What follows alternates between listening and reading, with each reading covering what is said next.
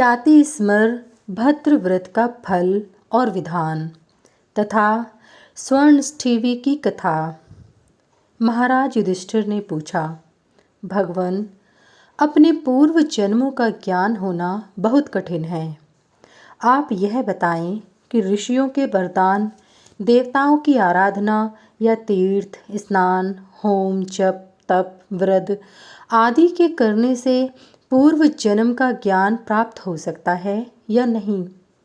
यदि ऐसा कोई व्रत हो जिसके करने से पूर्व जन्म का स्मरण हो सकता है तो आप उसका वर्णन करें। भगवान श्री कृष्ण ने कहा, राजन, एक ही वर्ष में मार्गशीर्ष, फागुन, ज्येष्ठ एवं भाद्रपद क्रमश इन 4 मासों में भद्र व्रत का श्रद्धापूर्वक उपवास करने से मनुष्यों को अपने पूर्व जन्म का स्मरण हो जाता है।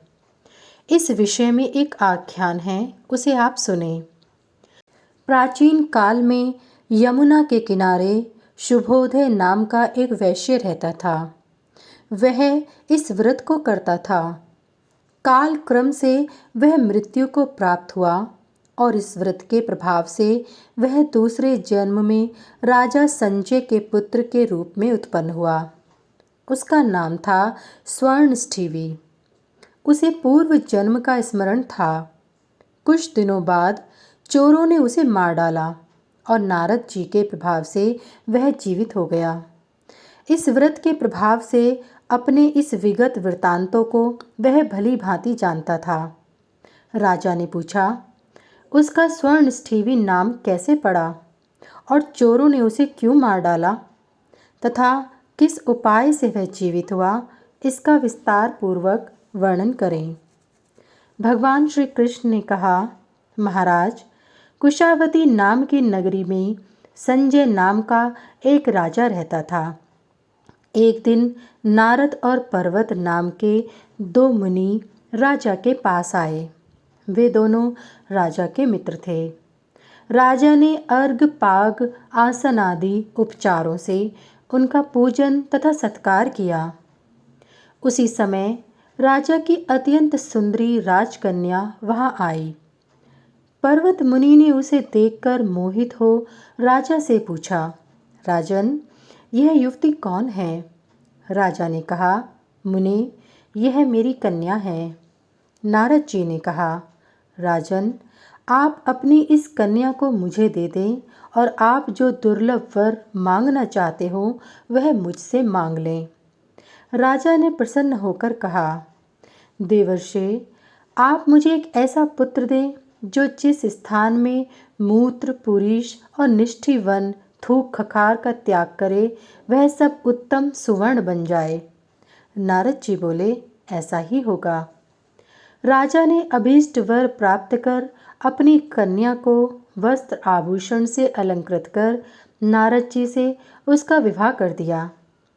नारद की इस लीला को देखकर पर्वत मुनि के होंठ क्रोध से फड़कने लगे, आंखें लाल हो गईं। वे नारद जी से बोले, नारद, तुमने इसके साथ विवाह कर लिया, अतः तुम मेरे साथ स्वर्ग आदि लोकों में नहीं जा सकोगे और जो तुमने इस राजा को पुत्र प्राप्ति का वरदान दिया है वह पुत्र भी चोरों द्वारा मारा जाएगा। यह सुनकर नारद जी ने कहा, पर्वत, तुम धर्म को जाने बिना मुझे शाप दे रहे हो। यह कन्या है, इस पर किसी का भी अधिकार नहीं। धर्म पूर्वक माता पिता जिसे दे दें वही उसका स्वामी होता है। तुमने मूढ़तावश मुझे शाप दिया है, इसलिए तुम भी स्वर्ग में नहीं जा सकोगे। राजा संजय के पुत्र को चोरों द्वारा मार डाले जाने पर भी मैं उसे यमलोक से ले आऊँगा। इस प्रकार परस्पर शाप देकर और राजा संजय के द्वारा सत्कृत होकर दोनों मुनि अपने अपने आश्रम की ओर चले गए।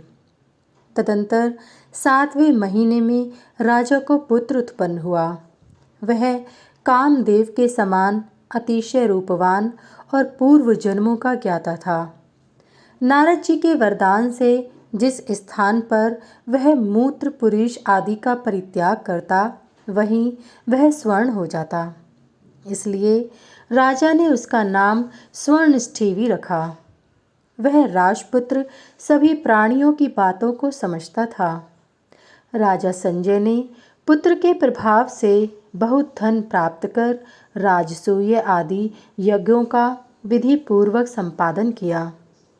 उसने अनेक कूप, सरोवर, देवालयों आदि का निर्माण कराया।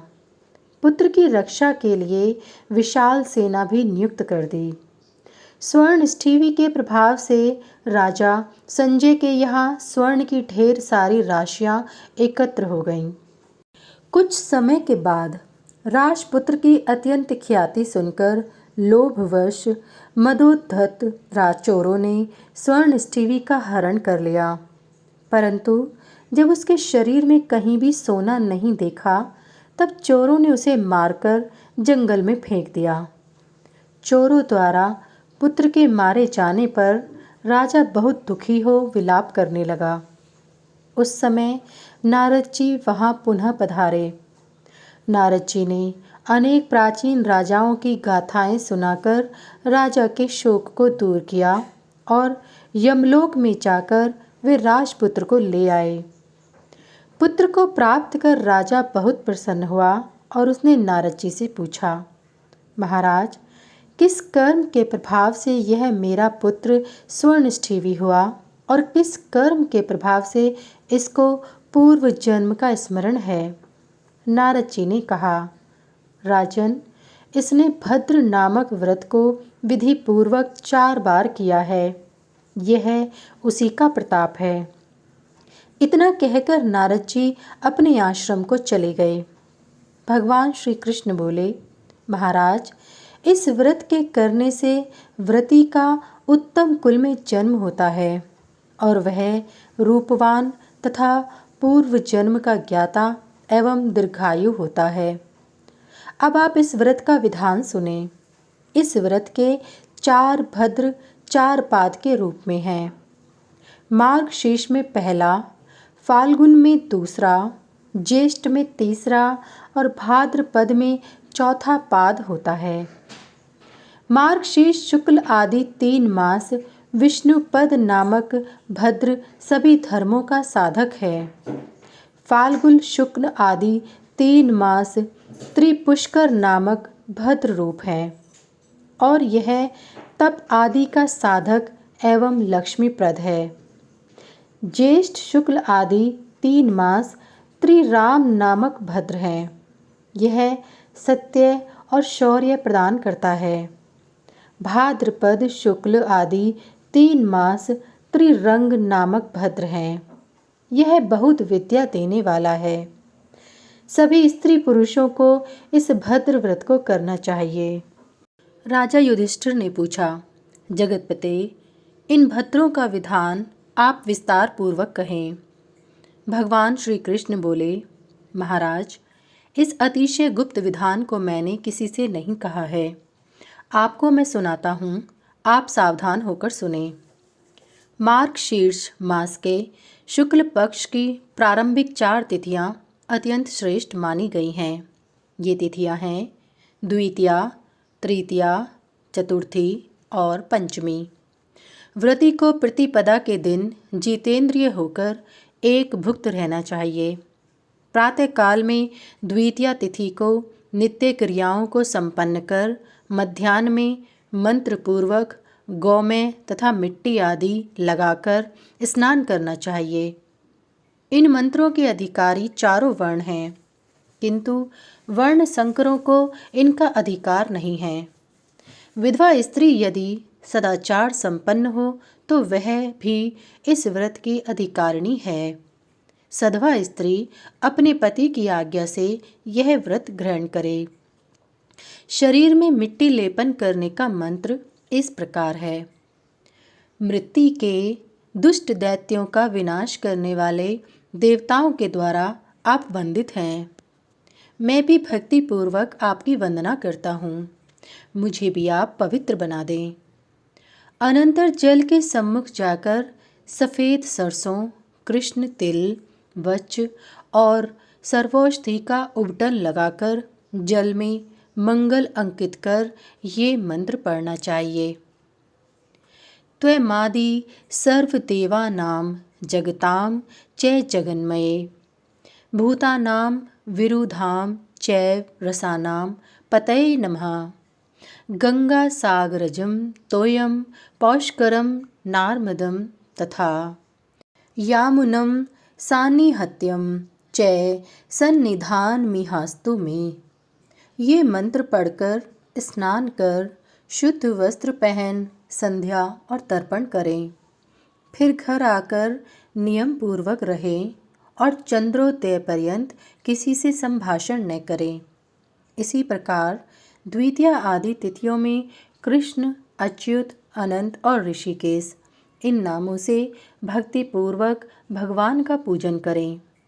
पहले दिन भगवान के चरणार विंदों का, दूसरे दिन नाभि का, तीसरे दिन वक्ष स्थल का और चौथे दिन नारायण के मस्तक का विधि पूर्वक उत्तम पुष्प, धूप, दीप, नैवेद्य आदि से पूजन करें और रात्रि में जब चंद्रोदय हो तब शशि, चंद्र, शशांक तथा इंदु इन नामों से क्रमश चंदन, अगरू, कर्पूर, दधि, दूर्वा, अक्षत तथा अनेक रत्नों, पुष्पों एवं फलों आदि से चंद्रमा को अर्घ दें। प्रत्येक दिन जैसे जैसे चंद्रमा की वृद्धि हो वैसे वैसे अर्घ में भी वृद्धि करनी चाहिए। अर्घ मंत्र से देना चाहिए।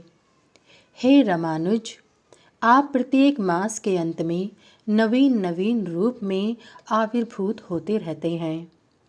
3 अग्नियों से समन्वित देवताओं को आप ही हविष्य के द्वारा आप्यायित करते हैं। आपकी उत्पत्ति क्षीर सागर के मंथन से हुई है। आपकी आभा से ही दिशा विदिशाएं आभासित होती हैं। गगन रूपी आंगन के आप सत्स्वरूपी दैदीप्यमान दीपक हैं। आपको नमस्कार है। चंद्रमा को अर्घ निवेदित कर वह अर्घ ब्राह्मण को दे दे। अनंतर मौन होकर भूमि पर पद्म पत्र बिछाकर भोजन करें। पलाश या अशोक के पत्रों द्वारा पवित्र भूमि या शिलातल का शोधन कर इस मंत्र से भूमि की प्रार्थना करनी चाहिए। संपूर्ण रसों को उत्पन्न करने वाली हे पृथ्वी देवी, आपके आश्रय में मैं भोजन करना चाहता हूँ। मुझ पर अनुग्रह करने के लिए आप इस अन्न को अमृत के समान उत्तम स्वाद युक्त बना दें। अनंतर शाक तथा पकान्न का भोजन करें। भोजन के बाद आचमन करें और अंगों का स्पर्श कर चंद्रमा का ध्यान करते हुए भूमि पर ही शयन करें। द्वितीया के दिन क्षार एवं लवण रहित हविष्य का भोजन करना चाहिए। तृतीया को नीवार, तिन्नी तथा चतुर्थी को गाय के दूध से बने उत्तम पदार्थों को ग्रहण करना चाहिए। पंचमी को घृत युक्त कृष्णान्न खिचड़ी ग्रहण करना चाहिए। इस भद्र व्रत में सांवा, चावल, गाय का घृत अर्थात घी तथा अन्य गव्य पदार्थ एवं अयाचित प्राप्त वन्य फल प्रशस्त माने गए हैं। अनंतर प्रातःकाल स्नान कर पितरों का तर्पण कर ब्राह्मणों को भोजन कराकर उन्हें दान दक्षिणा देकर विदा करना चाहिए। बाद में भृत्य एवं बंधुजनों के साथ स्वयं भी भोजन करें। इस प्रकार 3 महीनों तक 4 भद्र व्रतों का जो वर्ष पर्यंत भक्तिपूर्वक प्रमाद रहित होकर आचरण करता है उसे चंद्रदेव प्रसन्न होकर श्री विजय आदि प्रदान करते हैं। श्री यथार्थ लक्ष्मी धन। जो कन्या इस भद्र व्रत का अनुष्ठान करती है वह शुभ पति को प्राप्त करती है। दुर्भगा स्त्री सुभगा एवं साध्वी हो जाती है तथा नित्य सौभाग्य को प्राप्त करती है। राज्यार्थी राज्य, धनार्थी धन और पुत्रार्थी पुत्र प्राप्त करता है। अर्थात जो राज्य प्राप्त करना चाहता है उसे राज्य, जो धन प्राप्त करने का इच्छुक हो उसे धन, और जो पुत्र की कामना करता हो उसे पुत्र प्राप्त होता है।